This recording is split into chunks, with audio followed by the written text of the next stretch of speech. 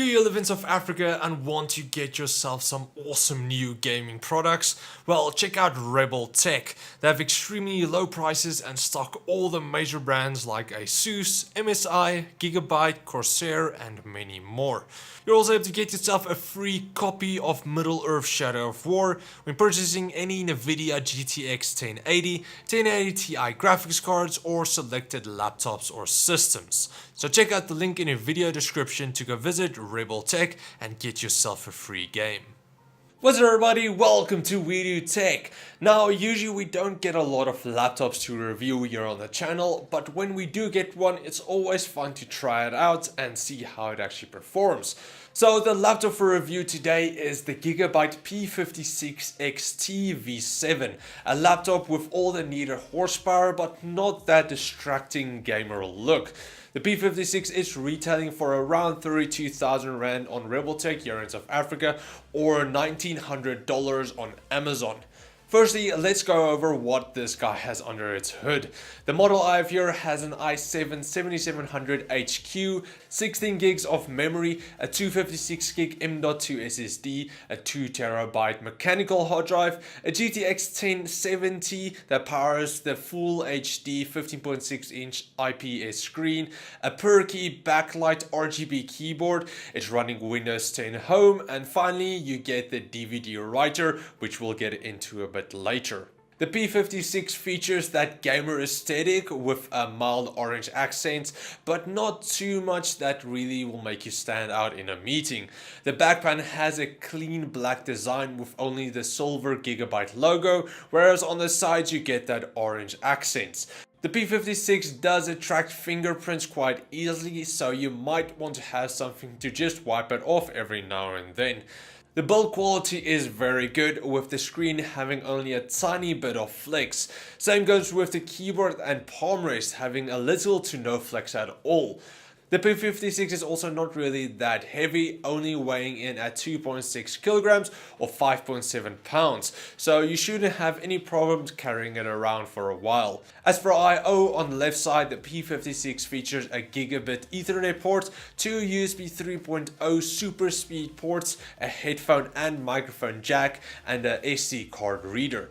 On the right side you get the DC power in, a VGA port which most likely will be used for older projectors, an HDMI port, a single Thunderbolt 3 port, another USB 3 port, and then a mini display port. So in total you're able to connect up to 4 screens to the P56 if you are a monitor hoarder like I am, but the 3 USB 3 ports and the Thunderbolt port gives you enough inputs to run all of the needed accessories you might have. Taking a look at the screen, you get a beautiful full HD IPS panel with a refresh rate of 60 Hz. The display features an anti-glare coating for when you're sitting outside or in front of a window. Because this is also an IPS panel, you do get great viewing angles and vibrant colors. But if you want a bit more than just a full HD screen, you do get the P56 with a 4K variant as well, but that will bump up the price quite a bit. As for benchmarking, the P56 had no problem running the games at ultra settings, with only Ghost Recon Wildlands falling short of the 60 FPS average. It also had no problem with synthetic benchmarks like 3D Mark, Unigine, and Cinebench. While writing this review, I could feel that my left palm was getting a bit hot. When doing normal work, the CPU ranged between 45 to 60 degrees in complete silence. But when gaming, the CPU did spike to over 90 degrees and the GPU over 80 degrees, while the fans were on full blast. When hitting those levels, the CPU did start to thermal throttle and start losing performance. This is still an issue with most compact laptops that you can actually still carry around in a normal bag, but luckily the fan noise is not too loud or at an irritating pitch. I didn't feel that I really needed to put on some headphones to cancel out the noise. But speaking of noise, as for the speakers, the P56 features two 2-watt front-facing speakers that delivers pretty awesome sound with Dolby Digital Plus surround sound.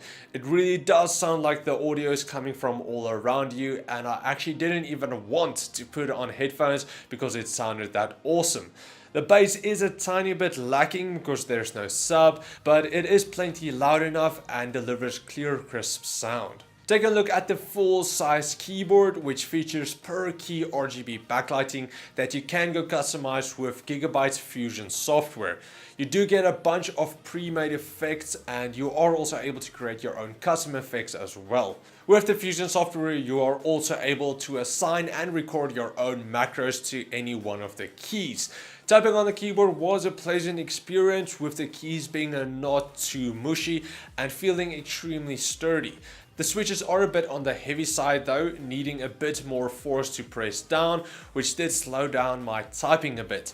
But gaming wasn't too bad as well. I never felt that I really needed to connect an external keyboard. But I did, however, disable the trackpad when gaming with the secondary function key, just because my palm did tap on the trackpad now and then, which did cause me to miss some shots.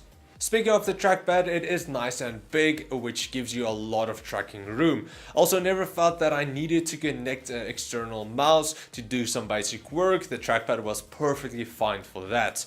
Take a look underneath the P56, you get 3 large vents for airflow, and by unscrewing the cover you get access to the 2 memory modules that have a max capacity of 32 gigabytes, the 2 M.2 slots for more high-speed storage, and then the single 2.5-inch bay for your standard SSD or mechanical drive. But if all of that is not enough for you, you can also take out the DVD writer at the front and replace it with an additional 2.5-inch drive.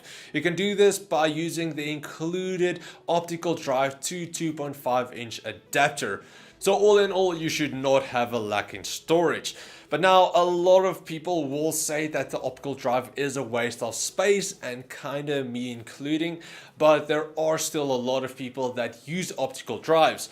Personally, when I was still working in a retail store, this is one thing that a lot of people wanted for some weird reason. So I am glad Gigabyte did add the included adapter for us that don't really want the optical drive anymore. As for the microphone and the webcam, they're okay. You won't really be using it for any high quality recording, but for normal Skype calls and stuff like that, they'll work fine. As for battery life, it's not too bad, with the P56 getting about 5 hours out of a single charge while writing my review, watching some movies and browsing the internet. As for gaming, I got about 2 hours out of a full charge before I needed to plug it back in. And then just some included software you get with the P56 is the Gigabyte Smart Manager that helps you control some of the settings like the blue light filter, fan control, and the smart dashboard that lets you see most of the system's usage. You also get a free 3-month copy of XSplit and TriDev Smart Cam for recording or streaming. Now, in the end, there's not really anything that makes the P56 stand above all the other high-end laptops, but instead it's the entire package. You get all the needed power with a sturdy, not too heavy body, a good keyboard and trackpad, good sounding speakers, and then also a clear, crisp screen. All of that makes the P56 a great laptop for not only work, but for gaming as well. So if you are interested in the P56 for yourself, you can go check it out on RebelTech, linked in the video description.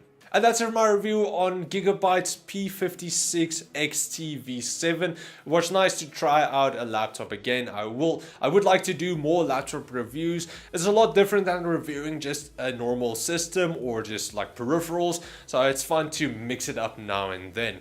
So yeah, if you guys are looking to get the P56 for yourself, like I said, you can just find it down in the video description. And yeah, that's pretty much it. Thanks for watching, guys, and I will check all of you next time.